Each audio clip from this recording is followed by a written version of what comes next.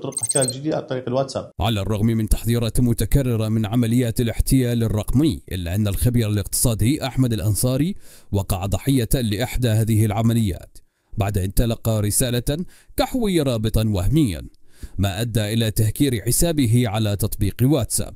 الواتساب مثل ما تعرف اليوم هو رقمك الشخصي، يعني يدخل شخص عن طريق رقمك الشخصي أكيد هو معرف من قبلك، يعني حتى لما يكون الصورة الشخصية موجودة أعتقد توهمك باتخاذ إجراءات والنقاش والاستمرار بالتعاطي مع هذا الشخص.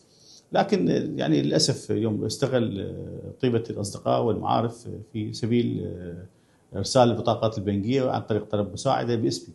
المحتال استكمل العملية بانتحال شخصية الضحية والتواصل مع أصدقائه لطلب بطاقات دفع إلكتروني بحجة أنه يمر بظرف مالي طارئ، ليتمكن من الاستيلاء على مبالغ تجاوزت 4 ملايين دينار عراقي. هذا الموضوع طبعا ذات تأثيرات اجتماعية وتأثيرات حتى مستقبلية اليوم، يعني استغلال واستهداف الناس المقربين والأصدقاء في مثل هذا الموضوع. اليوم كان المفروض والأجدر الناس تكون واعية أكثر لمحاربة هذه التصرفات اللي اليوم تأثر على المجتمع العراقي، اليوم تؤثر بسحب أموال المواطن العراقي بصورة غير شرعية. ويبقى السؤال: لماذا لا تتحرك الجهات الرسمية بشكل جاد للقبض على هذه العصابات الإلكترونية وإنهاء خطرها المتصاعد؟